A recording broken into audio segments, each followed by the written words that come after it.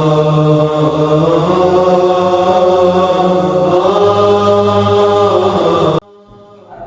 اللہ الرحمن الرحیم نحمدہ و نصلی علی رسول الکریم۔ آج جو ہے ہم یہاں بیٹھے ہیں اور اس مقصد کے لیے بیٹھے ہیں کہ بھی آج دنیا کے اندر جو حالات ہیں اور جو واقعات ہو رہے ہیں اس کی وجہ سے مسلمانوں پہ جو حال آئے ہوئے ہیں، اس حال کو کس طریقے سے ہم بہتر بنا سکتے ہیں، اس کو ختم کر سکتے ہیں، اور کس طریقے سے اپنی زندگی کو اللہ کے حکم اور حضور صلی اللہ علیہ وسلم کے طریقے کے مطابق لا سکتے ہیں۔ تو اس کے لیے بہت اہم چیز جو ہے وہ مطالعہ ہے، اور مطالعہ بھی ان کتاب کا کہ جن کتابوں کے ذریعے سے نہ صرف آپ کے اندر جو ہے وہ دین زندہ ہوگا بلکہ آپ کے اندر جو ہے دین کی طلب بھی پیدا ہوگی۔ اس سلسلے میں آج ہم جو ہے اپنا ایک نیا سیگمنٹ شروع کر رہے ہیں جس کا نام ہوگا فضائل اعمال۔ فضائل اعمال جو ہے وہ کتاب ہے جو یعنی تبلیغی جماعت کے ساتھ ساتھ جو ہے وہ چلتی ہے، اور اس کا مطالعہ کیا جاتا ہے، اور نہ صرف خود کیا جاتا ہے بلکہ لوگوں کو بھی پڑھ کے سنایا جاتا ہے۔ اور دنیا کے اندر کم و بیش 250 سے زیادہ ممالک ہیں، ان سارے ممالک کے اندر جتنی بھی جماعتیں پھر رہی ہیں وہ سب جو ہے فضائل اعمال کی کتاب کو جو ہے وہ پڑھتی بھی ہیں،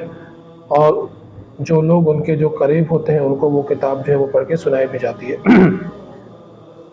تو انشاءاللہ ہم اس سیگمنٹ کو کنٹینیو کریں گے اپنی ویڈیوز کے اندر۔ اس میں سب سے پہلے ہم فضائل اعمال سے شروع کریں گے، جیسے کہ میں نے بتایا۔ تو فضائل اعمال جو ہے وہ ان کتابوں میں اس کا شمار ہوتا ہے کہ جو کتابیں ساری دنیا میں سب سے زیادہ پڑھی جانے والی کتاب ہے، کہ جتنی جماعتیں نکلتی ہیں اور جو تبلیغ کے لیے اور گاؤں گاؤں شہر شہر اور ملک در ملک پھرتی ہیں، تو وہ جا کے جو ہے اس فضائل اعمال کی تعلیم کو ہی کرتی ہے۔ اور پھر جو دوسرے ممالک سے جو جماعتیں آتی ہیں اور دوسرے ممالک کی جماعتیں جو دوسری لینگویج بولنے والی جماعتیں ہوتی ہیں، تو وہ اسی زبان میں جو ہے وہ اس کا ترجمہ والی کتاب ان کے پاس موجود ہوتی ہے۔ یعنی یہ کہنا غلط نہیں ہوگا کہ جتنی بھی زبانیں ان میں سے زیادہ تر زبانوں میں جو ہے فضائل اعمال کا ترجمہ ہو چکا ہے، اور اس کو جو ہے وہ پوری دنیا کے اندر جو ہے پڑھا جاتا ہے۔ تو اس کے اندر جو ہے 7 حصے ہوتے ہیں فضائل اعمال کے اندر۔ سب سے پہلے اس میں حکایت صحابہ ہے، اور حکایت صحابہ کے اندر جو ہے اس کے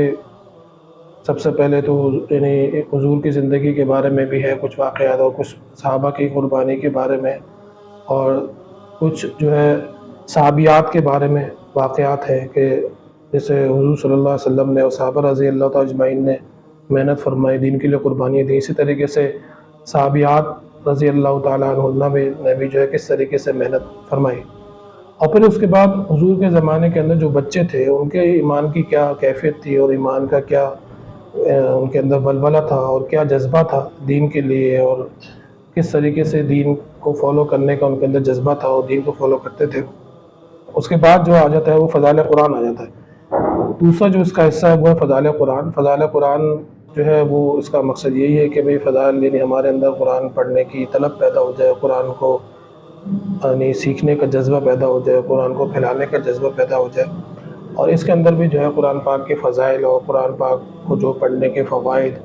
اور قرآن کی کون سی صورت کو پڑھنے سے کیا اجر ملتا ہے، کتنا فائدہ ہے، اس کے کیا فضائل ہیں، یہ ساری جو ہے وہ باتیں جو ہے وہ فضائل قرآن کے اندر ہے۔ اور اس کے بعد جو تیسرا اور سب سے اہم جو ہے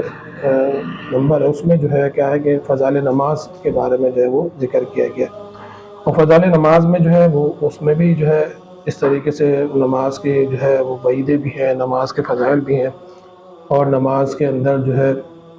اگر ہم اس طرح کی چیزیں نماز میں جو غلطیاں کرتے ہیں اس کی تھوڑی بہت تشریح ہے، اس کو تھوڑا بہت سمجھایا گیا ہے کہ نماز کو ہم نے کس طرح کرنے ہیں۔ جیسے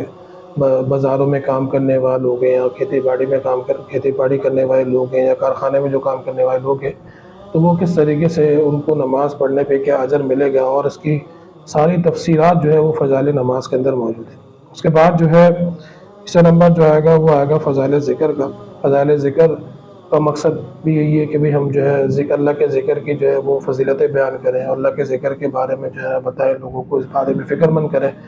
کہ بھئی کون سے ذکر پہ جو ہے وہ کتنی فضیلت ہے، لا الہ الا اللہ پڑھنے پہ ہمیں کتنی نیکیاں ملیں گی، سبحان اللہ پڑھنے پہ ہمیں کیا اجر ملے گا، اور اس کے سے دنیاوی نہیں بلکہ آخرت کے اعتبار سے بھی کیا کیا اجر و ثواب ہے، اور آخرت کے اعتبار سے اللہ کا ذکر کرنے سے آپ کی کیسے زندگی بنے گی، اس بارے میں بھی جو ہے یعنی فضائل ذکر کے اندر موجود ہے۔ اس سے ہم آگے چلیں گے تو اس سے آگے آ جائے گا بھی فضائل تبلیغ۔ فضائل تبلیغ جیسے کہ پہلے ہی بتایا کہ تبلیغ کا مقصد کیا ہے، اور تبلیغ جو ہے کیوں کرنا ضروری ہے، اور اس کو کرنے کے کیا کیا فوائد ہیں، اور نہ کرنے کے کیا کیا نقصانات ہیں، اور اس کو کس طریقے سے کیا جاتا ہے، اور اس پہ اللہ کے رسول صلی اللہ علیہ وسلم نے کیا کیا حدیثیں بیان فرمائی ہے، اور قرآن کے اندر